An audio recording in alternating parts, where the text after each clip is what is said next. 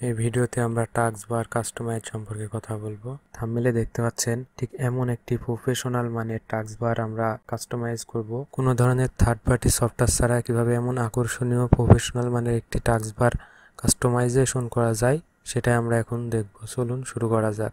Search বক্সটা hidden করার জন্য আমাদের টাস্ক বারে রাইট ক্লিক করতে হবে। এখান থেকে সার্চ অপশন থেকে হিডেনে ক্লিক করলে সার্চ বক্সটা হিডেন হয়ে যাবে।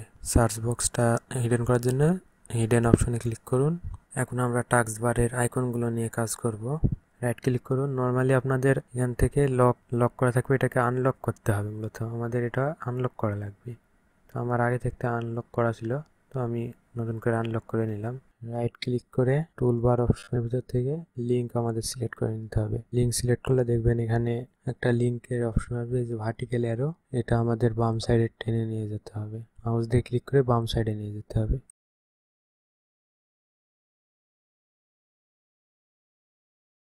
রাইট ক্লিক করে show title, show text, checkmark উঠিয়ে দিতে হবে। ভার্টিক্যাল অ্যারো বাটনটাকে ক্লিক করে ধরে বাম সাইডের দিকে নিয়ে যেতে হবে। নিয়ে যেতে থাকলে দেখবেন ডান সাইড থেকে আরেকটা ভার্টিক্যাল অ্যারো বের হয়ে আসছে।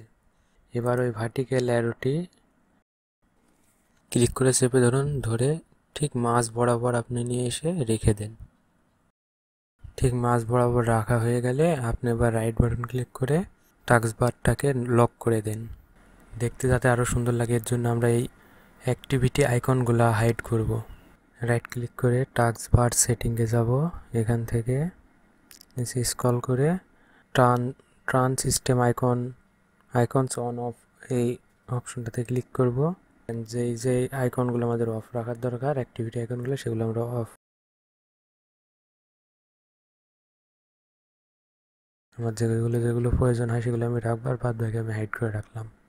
টাস্ক বারটাকে আরও সুন্দর করার জন্য আমরা স্মল আইকন করব। অটো হাইড হিডেন আপনি রাখলেও একজন আপনার ইচ্ছা মতো আপনি করতে পারেন। বাদ বাকি ভিডিওটা যদি ভালো লেগে থাকে অবশ্যই চ্যানেলটা সাবস্ক্রাইব করবেন। Like comment must be. তো এখানে বিদায় নিলাম।